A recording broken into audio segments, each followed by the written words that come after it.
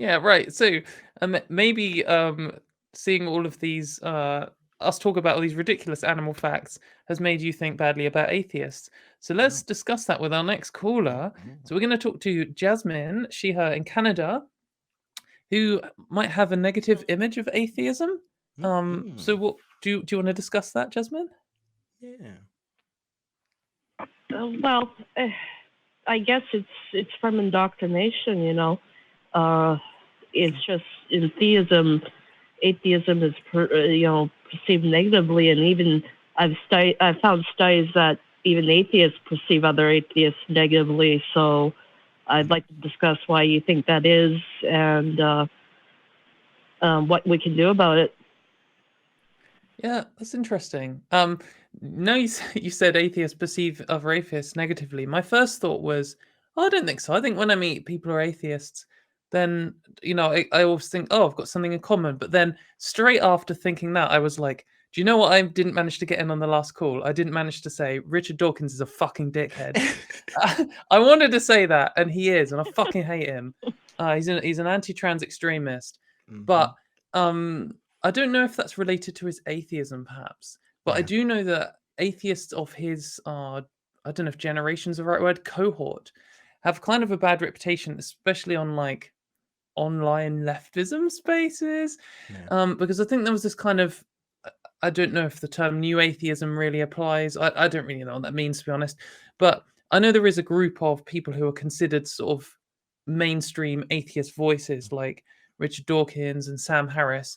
And I know they have a lot of fans. And please do direct your pro Richard Dawkins comments to me. Come at me on Twitter. I'd love it.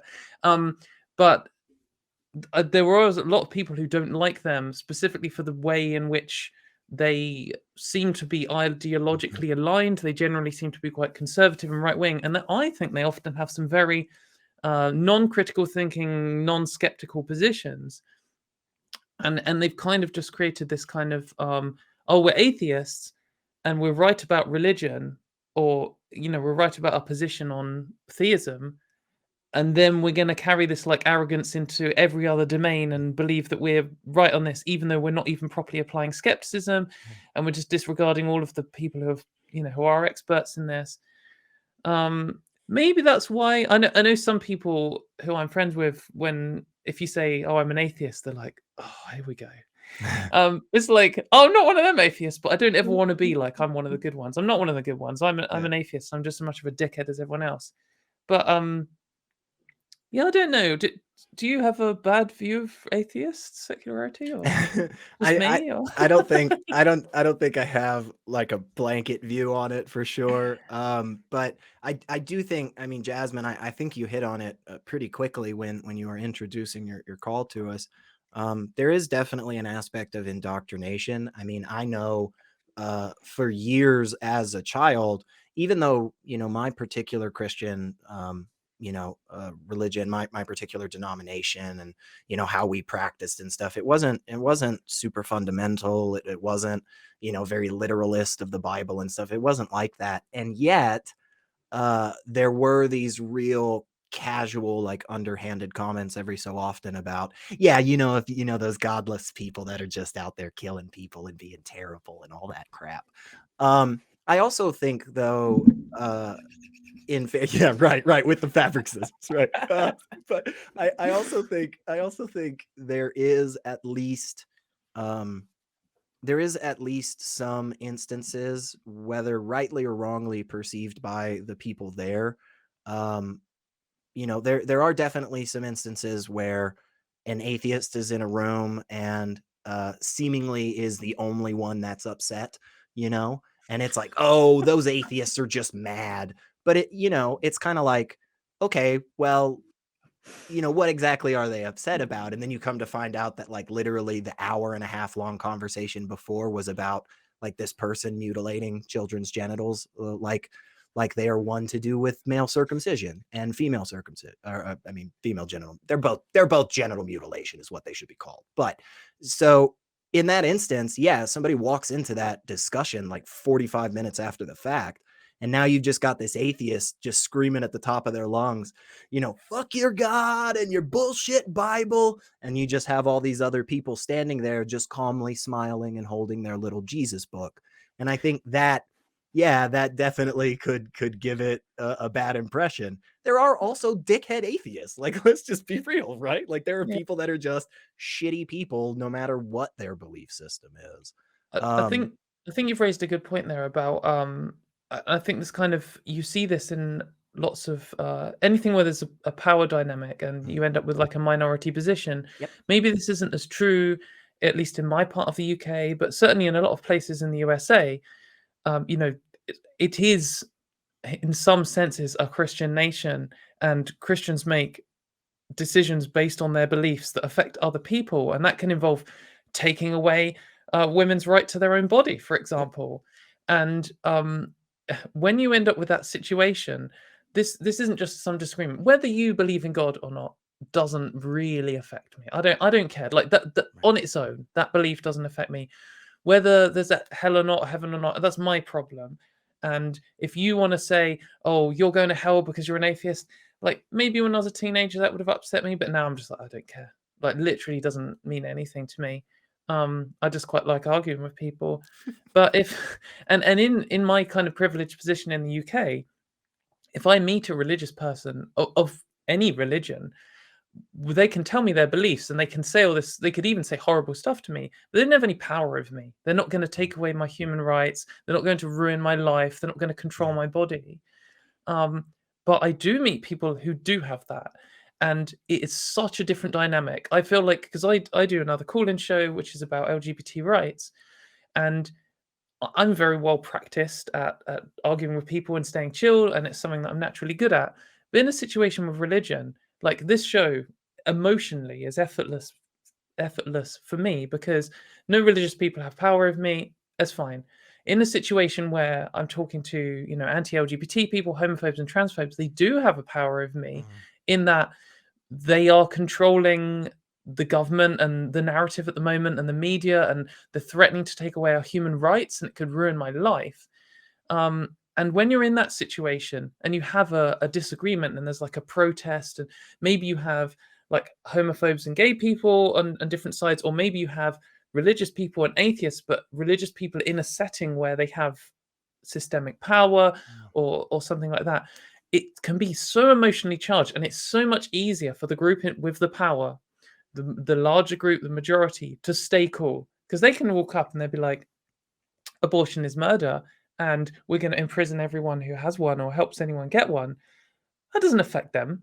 Like, especially when it's cis men saying it. Right. I mean, it's just kind of a concept to them. But to, those affected, like, oh yeah, gay marriage is a sin, we're going to ban gay marriage. It doesn't affect them whether gay marriage happens or not. But to the gay people, it does really affect them. It's their personal lives, it's their future, it's their ability to do stuff. And you do, and that's why they get so emotional. And you do get that with atheists. Like, I know probably lots of the hosts who have been on this show, and on other ACA shows, and other atheists on YouTube and sort of the internet and the wider world, have experienced a situation where they've lost their family, their community. I know people personally who lost their jobs and had to move town and everything, because just being an atheist puts you in this position where you can't really live there. And to then have people who it doesn't really affect, like, oh, I'm Christian, everyone around me is Christian, I don't care, I'm just going to say this atheist going to hell, and you deserve to have your family taken away, and you deserve to be chased out the town. Like, it doesn't mean anything to them. It's just little flecks of power. And if you're an atheist, you might straight away jump to it, like, my best friend had to leave home because of this, it's fucking garbage. Like, I'm straight away angry. And it takes a lot of practice to not do that. And I think anything like this, you often see people saying, oh, why are gay people so angry? Why are feminists always so rude? Why are trans people so violent and all this kind of thing? It's like, we're not really. It's just a human reaction to being in a situation where people have power over you, trying to ruin your life for no reason. Yeah. And especially with such a disparity between the minority and majority there. I mean, as fast as the numbers may be growing of people who claim atheist or non-religious or whatever, at the end of the day, worldwide, our numbers are tiny. They're tiny. And that is the case in a lot of different categories where people have used this exact same, just like Katie was saying, oh, why are trans people always so upset on the internet? Well, they're fucking not. But yeah, you're going to see it because, you know, jackasses out of nowhere tell them that they don't have the right to exist. And it's like, yeah, of course, you're going to get a little pissed off about it. Imagine some random asshole just walking up to you on the street and just saying, oh, what are you wearing? Oh, fuck that shirt. You know what? You shouldn't be allowed to be a person. You know, that would piss you off, right? It would piss you off, but even more so, like if someone comes up to me and is like, all right-handed people should be put in a concentration camp, I'll be like, well, I think you're an idiot, but that's not going to happen. Like, I feel as a right-handed person, I'm probably immune to a situation where I'm incarcerated for that. Exactly. But if someone comes up and says all trans people should be in a concentration camp, and then I look and the fucking politicians are saying it, and they're saying, oh, you know, Passing people who fucking help laws in Tennessee. kids with trans healthcare are going to be first against a wall or something. Like suddenly, that's fucking terrifying. It's happened before, you know, in you know, less than 100 years ago. So then it suddenly is scary. So yeah, it's kind of hard to put yourself in that position, unless you've had some kind of situation like that. But yeah. So Jasmine, I got the idea from our call screener that you were a theist, but maybe from what you were saying, you're an atheist. How? Which of those are you, and how do you feel to our answers? I'm kind of a deconverting theist, so I don't know quite where I sit. Yeah, that's cool. I think part of the problem for me, anyway, is sort of a internal prejudice against the word atheism. In religion, you know, the person who doesn't believe in God's a fool. You know, apostates in some religions deserve death. I mean, and technically, atheism to theists is kind of like a slur. Sadly, yeah, you call somebody an atheist to a Christian is an absolute slur. Literally in the dictionary, I believe it's Merriam-Webster, but one of the definitions of godless relates to like an immoral person, like if you use it in that terminology. Yeah. So yeah, it's pretty messed up. And I honestly, Jasmine, I would say one thing, as you're looking more into your beliefs, whether you end up, you know, joining some other belief system, or you leave it all behind, or you take like one little piece of it and you drop everything else. Honestly, at the end of the day, Jasmine, whatever the fucking label is, doesn't matter.